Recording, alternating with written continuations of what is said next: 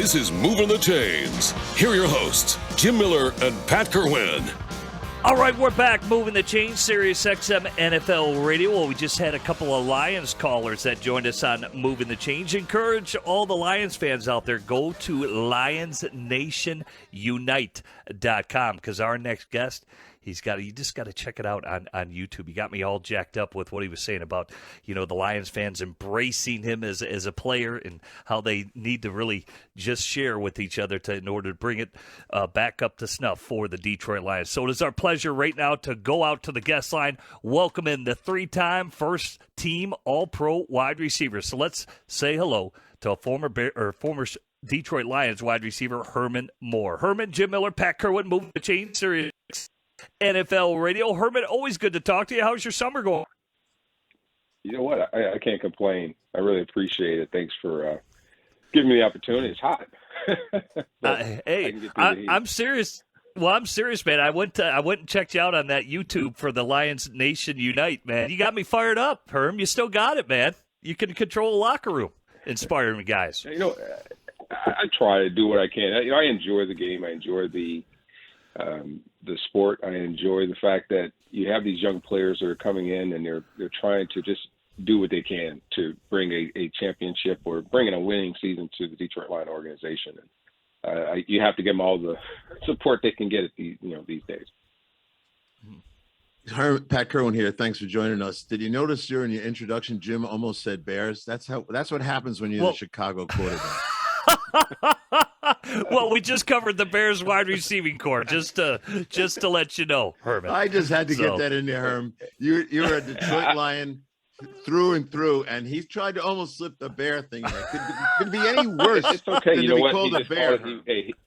He checked it at the line of scrimmage, and he saw that the linebacker really didn't move where he thought he was going to move, so he was calling it off. I gave him a pass. He didn't bring me in motion. He had me stay where I was and stay put. And he just went in and called the play.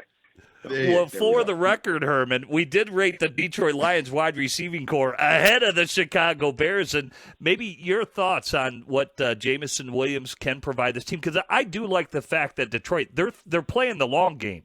If this guy gets healthy, and I think we all believe the talents of what he has. I truly believe he's going to be one of the most talented guys on the football field every single weekend with what he can do and what he's shown through his college career. Your thoughts on where it could go with Jameson Williams? You're definitely going down the right path. This is a long play. This isn't one that they were looking at and believing that there was going to be this immediate impact. Everyone knew about the injury situation. But coming into this, given the opportunity to solidify a receiving unit or to try and find someone who can emerge as that potential one wide receiver, they're in need of that. You got Amon-Ra St. Brown, and you have DJ Shark, Cleve Raymond, Josh Reynolds, and then you got Quintez Cephas, who is going to be struggling to potentially make that roster, but he's on the out looking in. You're trying to find someone to give Jared Goff targets. And we saw that was something that they were sorely missing at the beginning of the 2021 season. And yet they realized where some deficiencies were, and now they're trying to make up for that and continue to solidify this offensive unit. We like a lot of things about the direction we've given the offensive line a pretty much rave review. The running back room is better looking now than it has since Barry, I think. And last thing I'd like you to comment on the offense before we just talk in general about fans and everything else is I think the fans have to take a better look and a more positive look at Jared Goff. He's not flashy and he's not Superman and all this other stuff, but on our show, we get a lot of people don't like him. And I think they're off base on that. I don't know if it's there's some good and bad that comes with that. We all know that as a player, if you look for the weaknesses or the bad spots and you hang out there, you're going to find them and you can make a case for them. But I think you can definitely make a case right now at this point that there are some things that he needs to improve on or at least do better if the team's going to take that next step. And especially given the position that he's in as a leader. However, does he possess the ability and the talent to be that key that takes this offensive unit and make it a competitive team that you place on the field at all times, that you have a leadership leader in the backfield at quarterback position that can make things happen and can temper this offense, whether it needs to dial it up or whether it needs to dial it back. He should be that guy. But it just didn't come together because I think he was in a transition phase. So this is going to be the year where I think you can't protect anyone, especially a player like Jared Goff. He's going to have to go out and silence any doubt that the fans have through his play.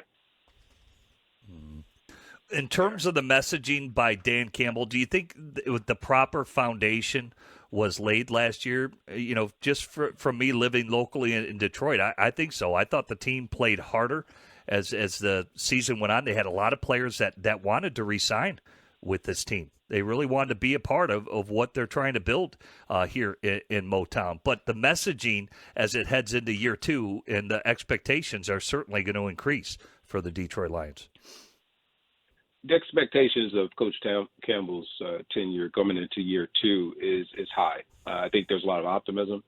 There's a lot of things that he has proven to be able to do as a head coach.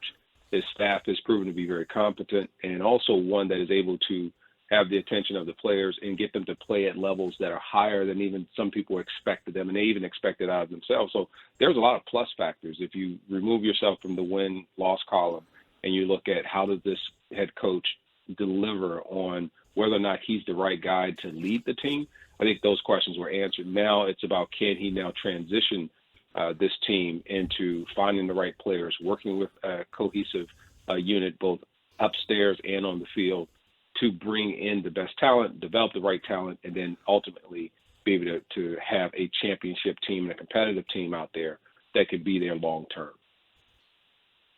I was at the Jets for over a decade, Herm, and our fan base, I loved them, but they didn't have the patience of the Lion fans. And I don't know which one's a better group to have, but explain to me the mindset. I admire the Lion fan because they can be grumpy all the time, but they're always the ones that call this show outside of complaining about the quarterback. They're kind of always looking for the silver lining of, hey, are we getting better?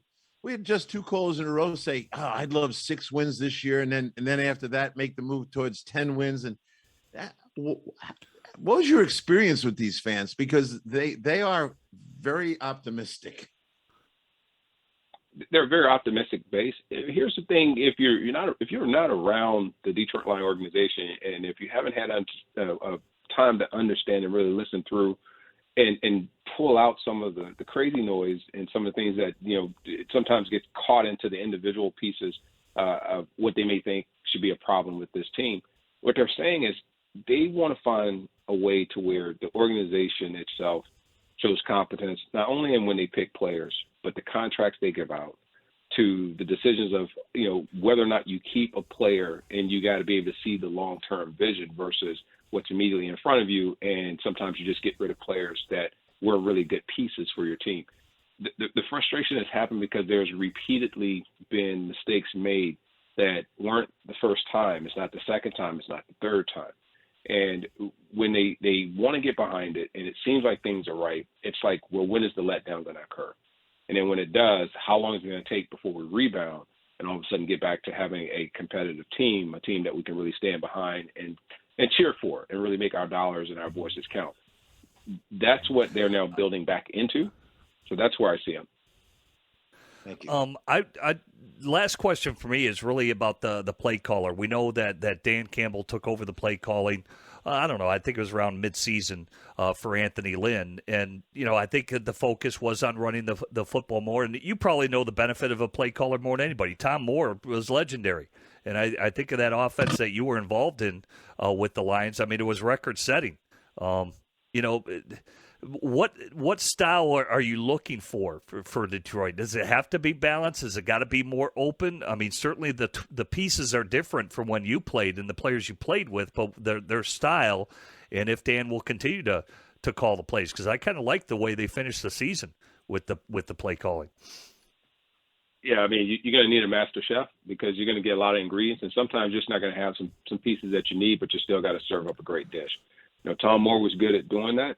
But I did not, right now, this is a team that really needs to have stability, and they need to have confidence not in just the play calling, but knowing that they're being set up correctly and that all they have to do is go out and give the effort, because we know the effort's going to be there. We saw them do that, even if they were the underdog. So that's there. It's setting them up, preparing them to win and put them in a position to do so. And that's what I'm going to see. You got to solidify that piece. The play calling's got to be solid, and it's got to be feared. That's got to be a component and an asset that teams also fear, the fact that you have a smart play caller. Last one for me, because you used the word and that I was going to go to anyway, but you said it, stability. What I hope, and I'd like to hear your opinion, and hope it's full of hope as well, that there is stability in the front office and then the coach, and that they're not going to panic if this takes a couple more years than they wanted to. I always say on the air, Campbell is not responsible for the sins of the past. They really need to stop firing. I was involved with 4 head coaches in 5 years, and it didn't do anything good for anybody. Do you see stability all the way from the top, all the way down through the coaching staff? I see stability where it needs to be, and you hit the key points. They got it in the front office. The coaching staff is solid. And now as they start to put the pieces together, I know you've already talked about some of the offensive pieces, especially offensive line, quarterback, now the receivers and skill positions. Defensively, they starting to make some choices and some plays there. So, I mean, it's coming together. And if they can leave it alone and let it kind of run its course versus making impulsive decisions, I think this team will be okay long term. Well, Herman, we can't thank you enough for giving us a few moments of your day. Have a terrific summer, and hopefully we talk to you down the road. Thank you very much. You both have a great day. Thank you, Herman. That was wonderful. Herman Moore, everybody, former Detroit Lions wide receiver. Let's step aside. We'll be back right after these messages.